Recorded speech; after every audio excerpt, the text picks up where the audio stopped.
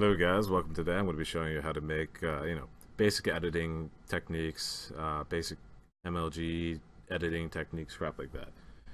I guess not really making anything. I was going to make an MLG video and just show you the step by step, but that takes forever to do, and I couldn't really think of anything to MLGify, so instead I'm going to be showing you how to send Gabe Newell's face into space. All right.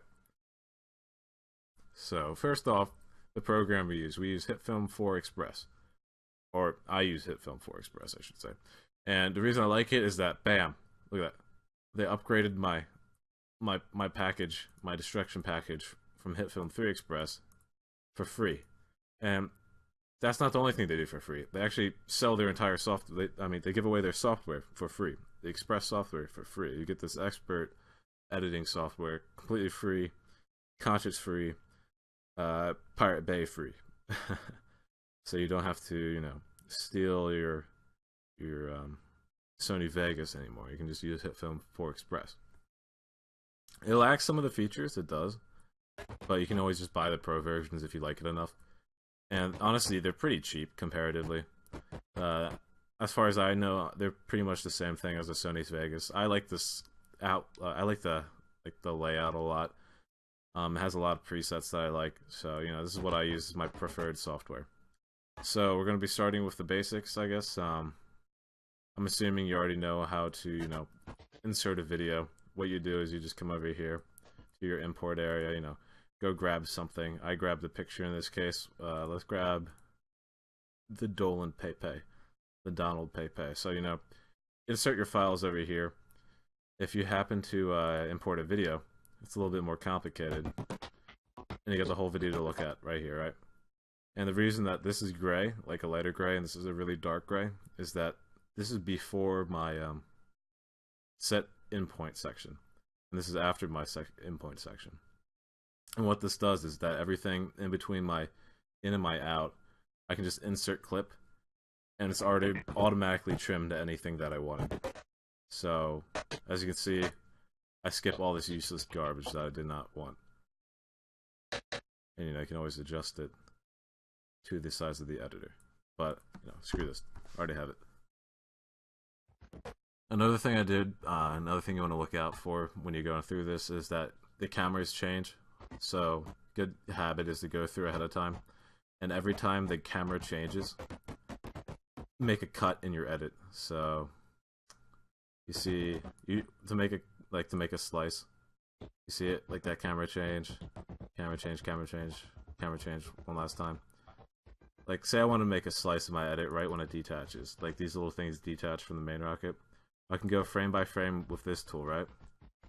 To the exact point that starts veering off. And that's all you do to make a slice. You just right-click it, make the slice. But I don't actually want to slice there right now. So, Control-Z that, goes right back to normal.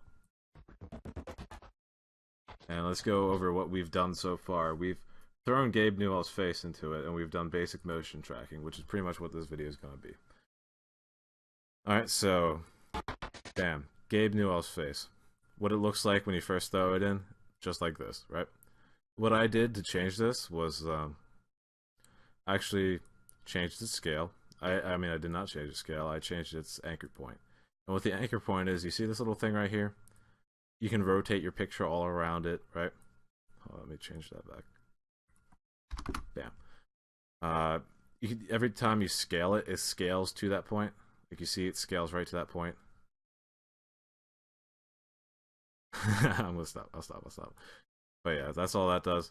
Make that 95. So, what the important thing about changing it is, though, is that when I do this,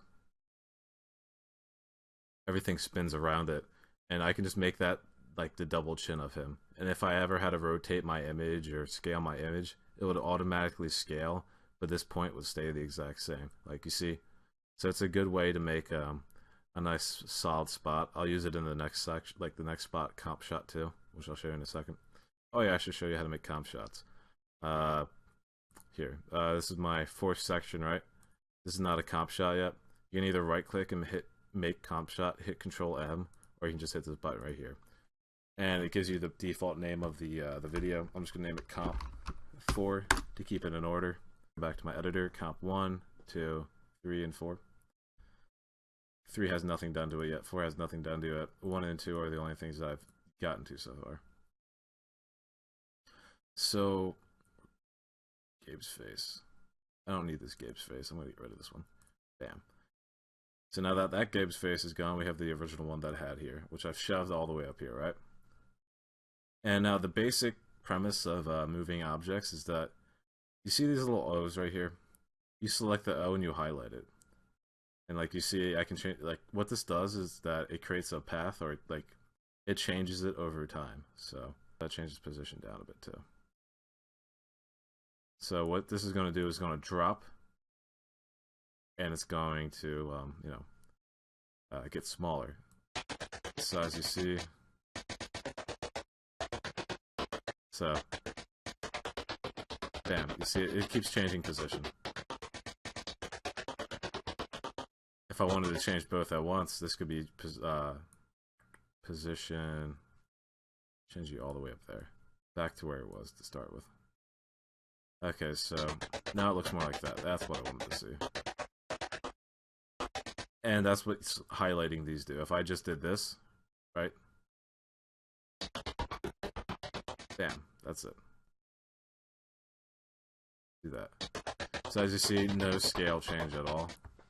But the second I have scale change, you can see it like that. And that's all this button does. Like if I just deselect that, scale it down, or scale it down a lot. It doesn't change over time. That's all this tool does. So do that. Cool. I don't actually need to scale anything on this, so I'm just gonna leave it be. I'm actually gonna delete this point and this point too because I already had it set up the way I wanted. So as you can see, I'm just gonna come over here and it's gonna start following the path of the rocket. So it's gonna bump up a bit, bump down a little bit, and then shoot up. So hit play.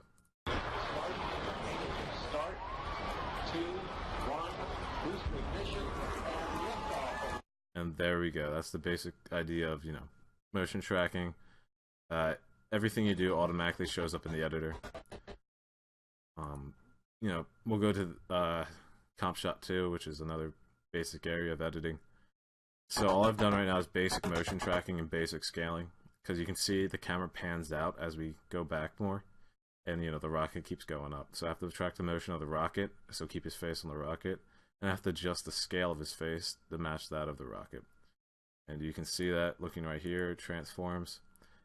Scale and positioning, they change. Scale changes about 1% every time I interval, and this just changes as I saw fit.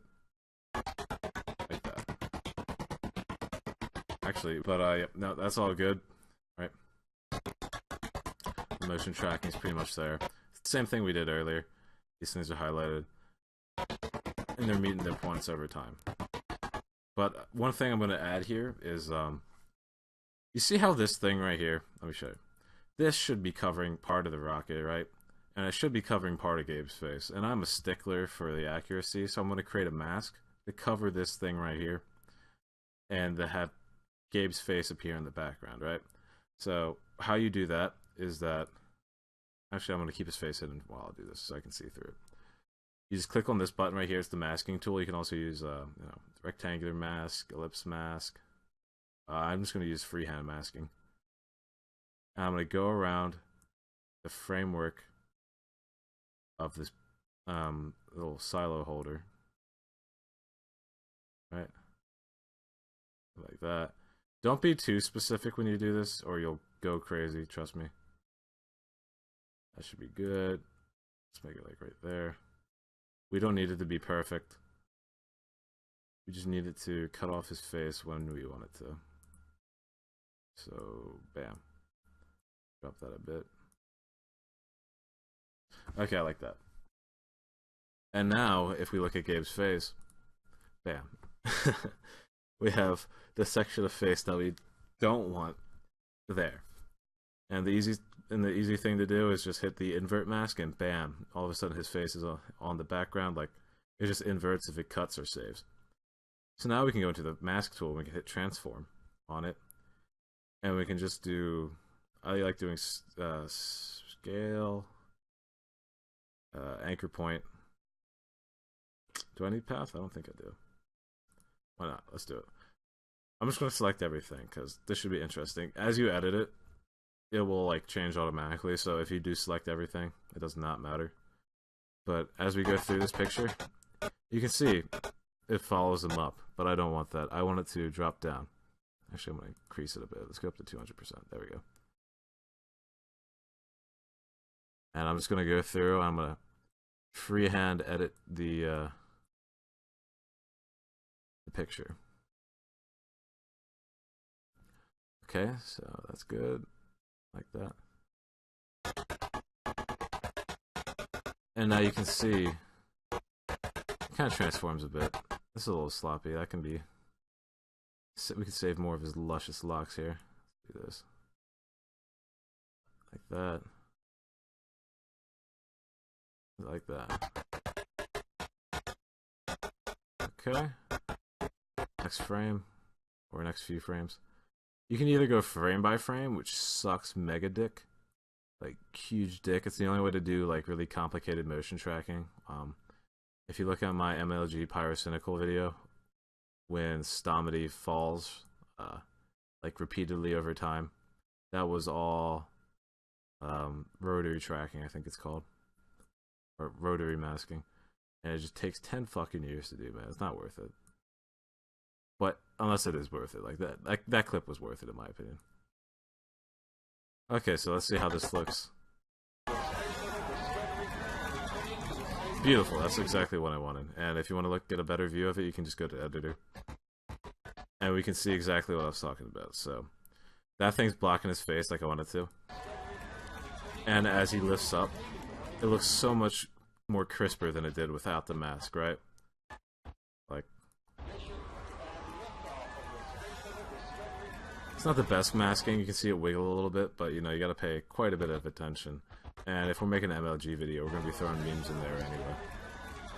So you know, it's gonna be basic, very, very basic motion tracking, masking kind of thing that you need to worry about for making an MLG video. So you know, I hope you guys like this. And next thing I'm gonna do is I'm gonna make something on green screens and throwing in crap like that. So if you guys stick around for that, I'll be back in a minute. Peace. Bruh Squad Productions.